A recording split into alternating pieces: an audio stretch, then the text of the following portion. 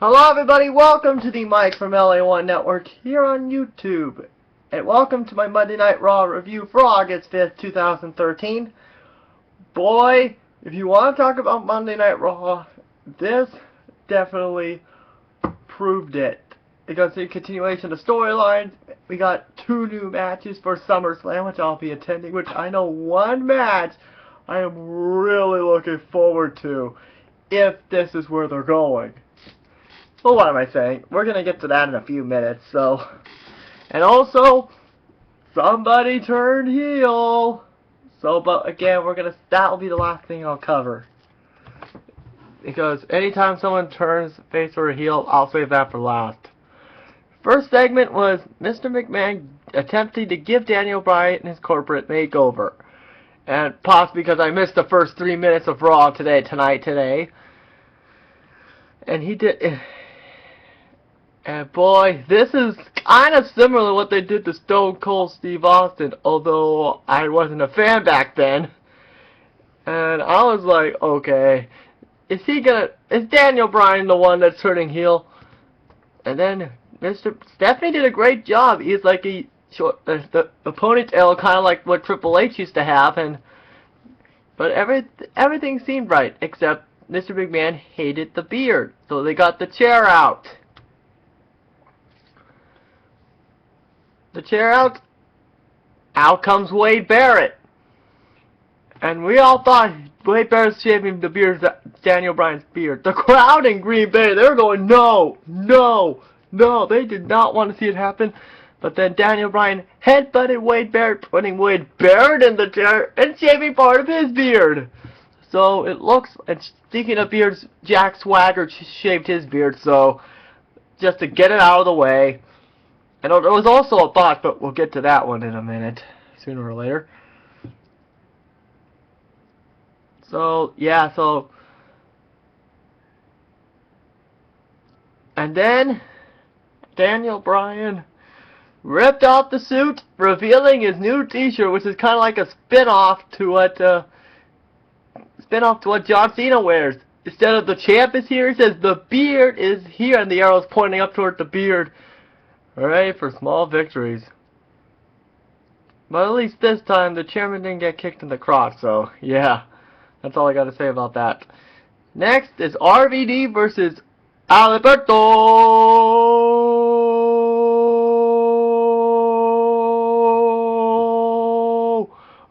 Del Rio. And the crowd didn't cheer for Ricardo coming back. Yes, but this was a kind of an okay match. And boy. And I love what WWE.com said he got Al Capone onto the Dolph Ziggler.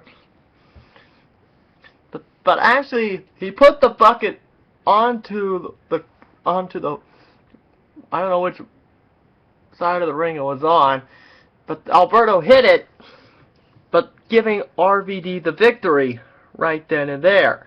But then Del Rio didn't like it, and he took his anger on Ricardo. He nearly destroyed the bucket, give him a kick, and just when you thought he was done, nope, he put his head between the steel steps and kicked them both, and I think Ricardo may get a concussion, so stand by for that. Next, it was Cody Rhodes versus Damien, calling out Damien Sandow. Yes. Yeah, Cody came out, invited Sandow out, but during that, they actually showed the clip of Cody Rhodes throwing Damien Sandow's Money in the Bank contract into the Gulf of Mexico. And we all thought it was going to be a brand new one, but nope, it is the Money in the Bank contract that he threw into the Gulf of Mexico, and boy, did it get dirty. Yeah, the bank is the B in the Money in the Bank, and the A is gone, and there's 3 limbs on it. So I won't be surprised if they get a new one. But Damien came out. The crowd in Green Bay booed him out of the building. and picked the action, and he actually pocketed the actual contract in the briefcase. It sounds like, that's my briefcase. So, and they have a chance to vet their destructions. Yes, now it's official. Cody Rhodes versus Damien Sandow for money. I don't know if it's for Money in the Bank yet, so it's a little too early. In the words of Damien Sandow, you're welcome.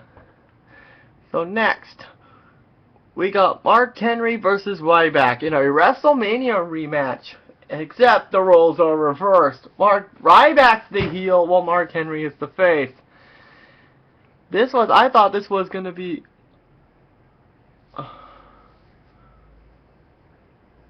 I thought this would be a terrific match. But in the end, it was the same results, but different circumstances. Mark Henry did get the victory via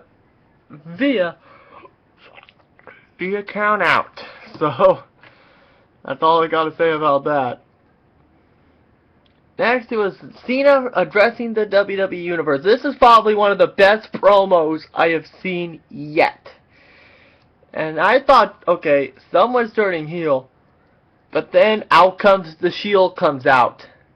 And I was like, oh, no way. Are they honestly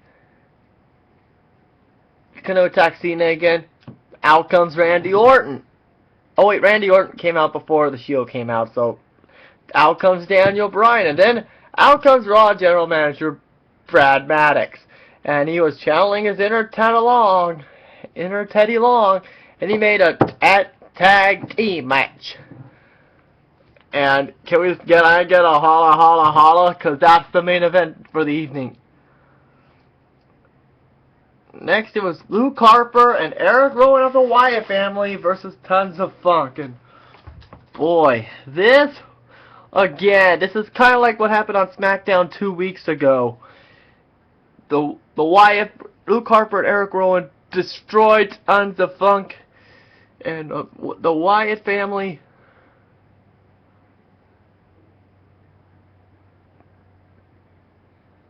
The Wyatt family came out. Bray Wyatt got the last word by a pulverizing photos with his signature pontification. Then, just when you thought they were gonna cut to commercial, Kang's pyro hits, and he appeared on the Titantron, and he had a promise to trap the Eater of Worlds inside a ring of fire. So this is another match for SummerSlam, Kang versus Bray Wyatt, and if this is what I think it's leading to, it's possibly leading to an Inferno match. And I'm going to say Staples Center is getting a lot hotter. And I'm not meaning because of the weather, because if this is an Inferno match, I am for it. But I hate what Michael Cole's saying. I don't know what he means about a ring of fire. I mean, Cole, you don't even know what an Inferno match is?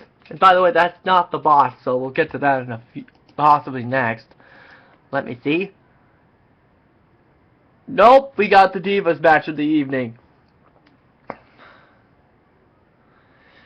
It was Layla versus Kaitlyn. And remember what I said in my Raw preview?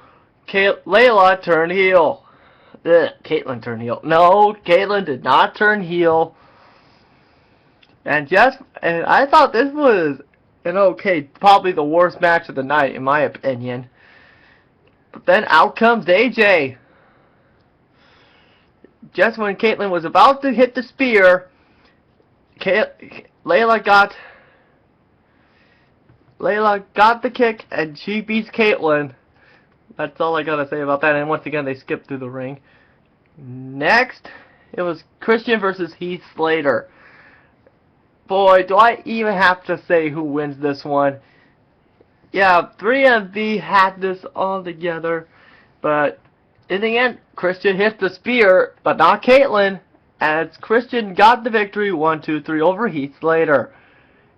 Next, it was CM Punk versus the Intercontinental Champion Curtis Axel. It went to a no contest. Yes, because Punk agreed for Brock Lesnar. I mean, not for Brock Lesnar, Paul Heyman. But then as soon as he was about to attack Heyman, yes, Brock Lesnar came out and Punk fought fought his way into this match. And boy, in this little contest here, CM Punk first put Curtis Axel to sleep with the GTS, but turns out Brock Lesnar was too much for CM Punk, so that's all I gotta say about that. So it's gonna be up on YouTube sooner or later. Next, it was Fandango versus Kofi Kingston. Yes, Kofi came back after his injury. Yes, yeah, because Ryback and Mike Henry may have gotten the WrestleMania rematch, but Kofi Kingston and Fandango.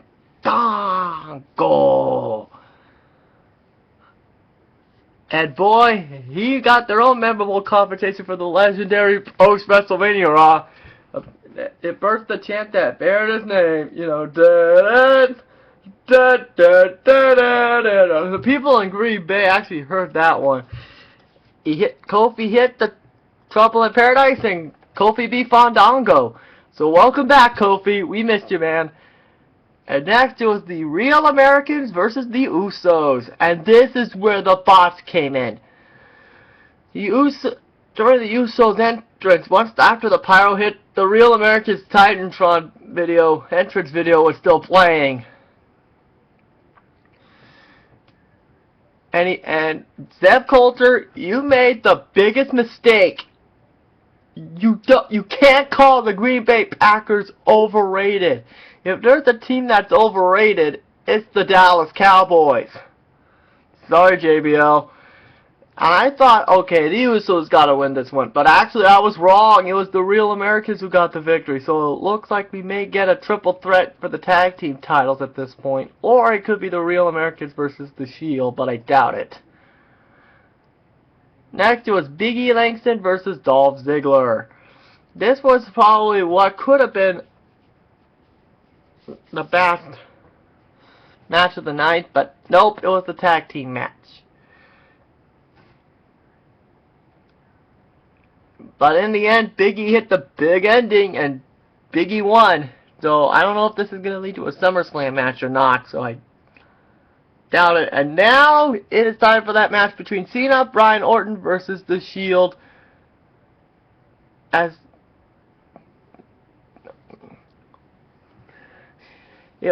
actually, this one ended with the Cena, Bryan, and Orton knocking off The Shield via disqualification.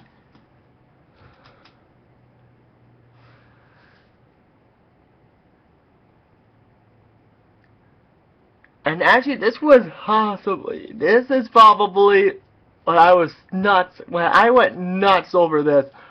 Randy Orton RKO'd John Cena and Daniel Bryan. So yes, Randy Orton has finally turned heel. So the heel watch is over. Now watch, I'm probably going to be wrong. Phone. Yeah, now watch, I'm probably going to be wrong. But actually, for a split few moments, JBL was like, cash it in. But see, just when you thought Randy Orton was about to cash in, the Shield comes back to the ring, and they enter the ring in that. So overall, this is a great Monday Night Raw, for my opinion. Orton turned heel, and we got 2 new matches for SummerSlam. So I hope you guys enjoyed this Raw review, and I'll see you guys on Wednesday for my Disney stuff. So, see ya.